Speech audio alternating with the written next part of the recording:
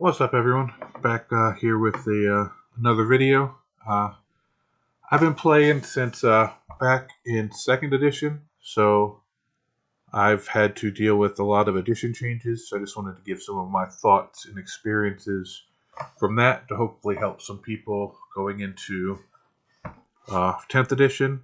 I know a lot of people have joined the game between 8th and ninth. It's the largest our community's ever been. And so for a lot of people, this will be their first real major reset. And that's happened a couple times. First edition was more like a role-playing game mixed with tabletop. And I wasn't around for that. I came in during second edition, which was when it first started to become more like a one-on-one game than like a story. But we still had like D12s and D8s and D10s used for damages and stuff in that edition. Then going into third was a major reset. It really streamlined the game down to start becoming a little of what we know today. Then fourth and fifth were both more just tweaks on third, not major resets. Like the core of the game was basically the same, and just they changed some slight mechanics and stuff in it. Then six was a major reset. The game prior to 6th edition was really you get in your tank, drive me closer so I can hit him with my sword. It was very combat heavy. 6th edition really went away from that heavily and became a shooting edition. Combat really wasn't as prevalent or effective. And this was the first time we really got like rules bloats. Like earlier editions, everybody had one codex, and that's what they had for the edition.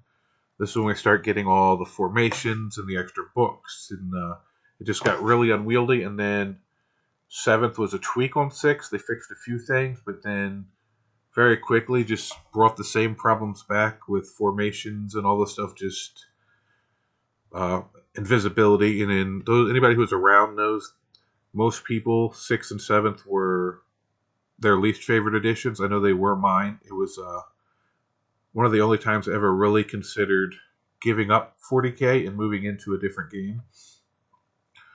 Then going into 8th, they once again did another hard reset and fixed a lot of things. 8th compared to 6th and 7th, 8th was amazing. I really enjoyed 8th. 5th was probably my favorite up until that point. Then 8th was right behind it, and then 9th edition. They just tweaked 8th. It wasn't a huge or major reset, but I really enjoyed it. So then 9th edition was probably my favorite edition so far. Just the balance of the missions, them trying to stay on top of things. I know a lot of times things came out that were broken or they hadn't playtested the rules as well as we had wished, but they tried to do a good job of fixing it, where before you'd be 2 or 3 years stuck with rules like that. So it wasn't perfect, but they showed that they were trying. And so 10th edition will be another really major reset of the game. Like they're changing whole data, the way data sheets work. They're changing lots of stuff. So a lot of people haven't had to experience that. So I'm just going to give you some things I've learned over the years and have worked for me, or things that didn't work for me. So I'm going to try not to do this time. Basically, you almost have to treat it like a whole new game. Like your 9th edition list isn't going to work in 10th edition. Like that's just something, like I know a lot of people going from 8th to 9th had that problem to begin with. They were bringing 8th edition lists to 9th edition, and that was even less of a reset. You're going to really have to start from the ground up. Put every unit you have on the table and just see what it does. Just really treat the first month or two as a learning experiences. Don't really worry as much about your win-loss, because we honestly don't know how things really are going to affect other things, like how things are going to work out, what the balance is going to be, how the meta is going to shake out. Like a lot of times, something on paper in a vacuum by itself, like wow, these are good rules. This is a good unit. But when you put it on the table, and you're like, oh, well, the way the mission plays, or the way that my opponents are playing these missions, this unit isn't doing what I thought it would do. And sometimes also a unit like, man, I don't see why this unit is any good. It doesn't have good toughness. It doesn't have a good, but then it has some, so you don't want to bring it. But then when you put it on the table, you find it has some really little core rule, mechanic, or it affects one stratagem, and just that really affects the way you can play other units, or way your opponent plays you, and just, you really need to just start from scratch and just play test. And don't go into every game, all right, how am I going to win this game? Put your units in different situations. Like, all right, 9th edition, I played this unit really aggressively. So don't just only play it aggressively. I mean, you can try that the first time you bring it and see how it works. The next time you play it, well, maybe you hold it back a turn or two, play it more cautiously aggressive, and see if there's a difference. Oh, well, it works better that way in the edition. Or no, it still works that way. Or, and then your list. What you're going to need to do different things because these missions, some of them are very similar, some of them are very different. Secondaries are built a lot different in a lot of situations, so you're going to have to adjust to that. Just like you may look at the Terminators. Oh, they're T5 with this 2-up save. I want to play them, but now maybe their lack of speed hurts you. And you're like, well, this isn't working. What do I need? Or you look at something like the Infernus Marines. You're like, oh, well, in 9th edition, how good would they have been? They just have flamers. But then you look at the fact that they can jump out of a transport and shoot. They cause battle shock. So now the fact that your opponent knows, oh, this unit could potentially cause battle shock, they may play differently. They might not run just one unit on objective. Maybe they have to run 2. Or maybe they have to try to move block that Rhino to stop you from getting there. Or they have to save that 1 CP for Insane Bravery, which means they can't do a different strat. So while the unit might not do as much damage as another unit, the threat of Battle Shock, or the few cases it causes Battle Shock, causes your opponent to play different, save a CP, so they can't use that other stratagem. And it just has the effect on the game where you don't quite necessarily will see that on paper, but when you put it on the tabletop, you notice, wow, I just seem to have, my army seems to be more efficient when they're here. My opponent seems to have to put more resources on one objective, which leaves them less resources to go to for another objective, which, well, I can take the objective on this side easier because he has to have redundancies on this objective over here to make up for the chance that I could battle shock. And then they have the threat of Overwatch. Well, your opponent can't just run up on the objective if they're there, because even if they're not going to Overwatch them, well, they fail objective control. Well, now you still hold the objective. They put that unit out for no reason. So just things like that, and then like your Terminators. Maybe you're bringing a 10-man brick, but they're too slow. They just don't seem to get anywhere. All right, well, you drop them down to a 5. You stick them in, find a couple ones, stick them in a Land Raider. So now you have less Terminators, but now you have a Land Raider, which gives you a little more shooting, and you can move the Terminators up, get down slow. So now with less Terminators, they're more effective because they're getting places. So it's just little things like that. Every time you go into a game, don't just like, oh, I lost. All right, this unit was in this situation. How did they perform? Oh, this unit is getting shot. I put a defensive stratagem on them, and they lived. Well, next time, don't put the defensive stratagem on them. See, do they still live? Well, maybe I didn't need to use that. Wasted it. Or if in a situation like that, so you just see, because stuff is going to be more survivable, supposedly, than we're used to. So you may be in situations where before you're like, oh, I'm auto going to die. And now you're like, oh, a couple guys lived. Well, should I have done the defensive stratagem since I thought they were going to die and more lived? Or am I fine with only a couple living because they're still over in this area doing this thing? And then just stuff like the fight phase. Now, if you charge in and the opponent has fight first, they're going first. So that's just another thing you're going to have to play around, learn with. And the whole thing of transports, being able to move, disembark units, and shoot. So you didn't see a lot of army use transports. You saw like Harlequins, Dark Elves, like certain armies like that use lots of transports, but you didn't see rhinos and land raiders and stuff all over the place. And now you might see chimeras a lot more often, and so that'll be something you have to adjust to. And they're trying to skew away from weapons being able to be good against infantry and vehicles. And if we're going to be seeing more vehicles, but they're going to also have infantry in them, all right, well, now I can't just build for this one certain thing that I know everybody brings in all the missions, even if the deployment's different. They play the exact same way. Hold one, hold two, hold more. I know these 3 secondaries I'm always going to take. Well, now you could get a bunch of random missions, and the deployments will be different, and the rules, like there's all sorts of different rules you'll get for the missions. So you have to build a little more balance in your army.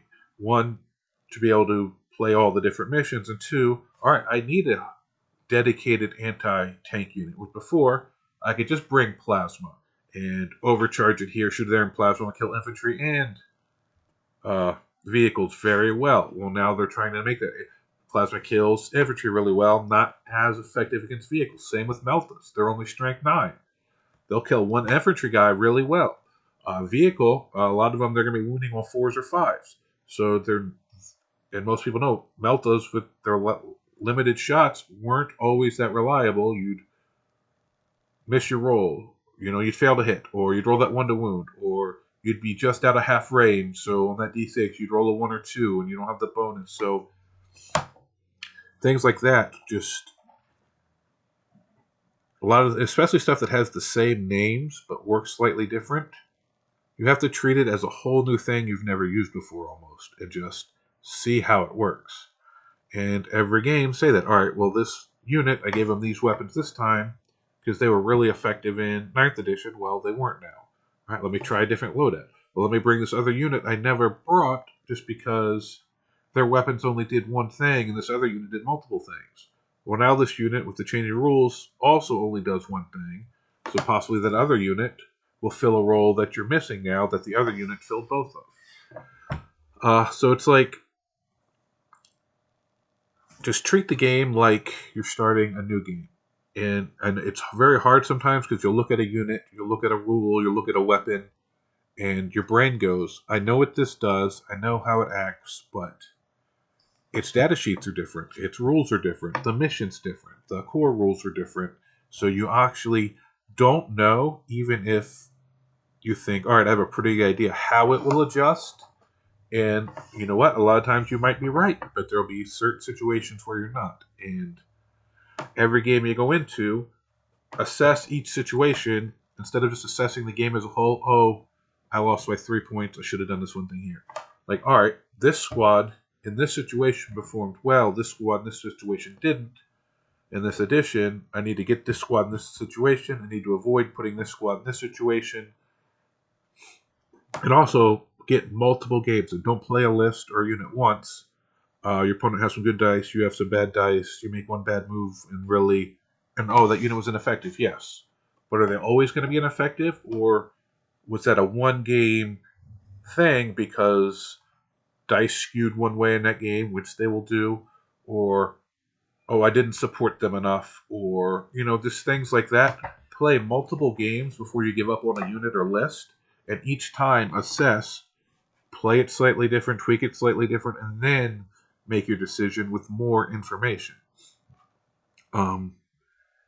And overall, just remember it's a game. So some people are like, man, I hate 10th edition. 9th was so much better. Give it a chance. Sometimes it'll grow on you.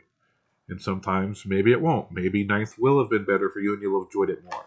But just enjoy the time with the community, Because honestly, that's the biggest thing a lot of us play this game for, is the camaraderie, to get out on a weekend, to hang out with people, to play some games, to roll some dice, to have epic moments, to get some laughs. Like, if you're showing up and if you don't win the whole thing, or your weekend was horrible and you're miserable, you're going about this the wrong way in the first place. Like, I don't care how competitive, top level, I don't care if you're the best player in the world.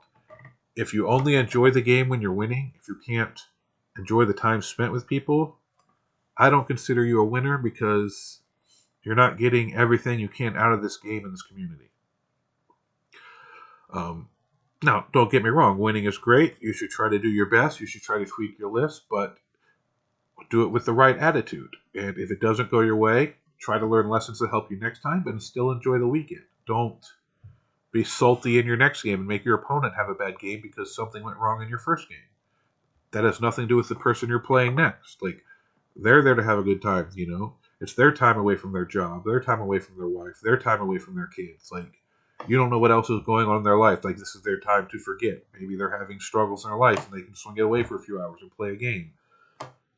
Don't let bad things that happen or unfortunate things that happen in a game make you ruin your weekend or someone else's weekend, because, you know, there's much worse things we could all be doing than rolling dice and playing with miniatures.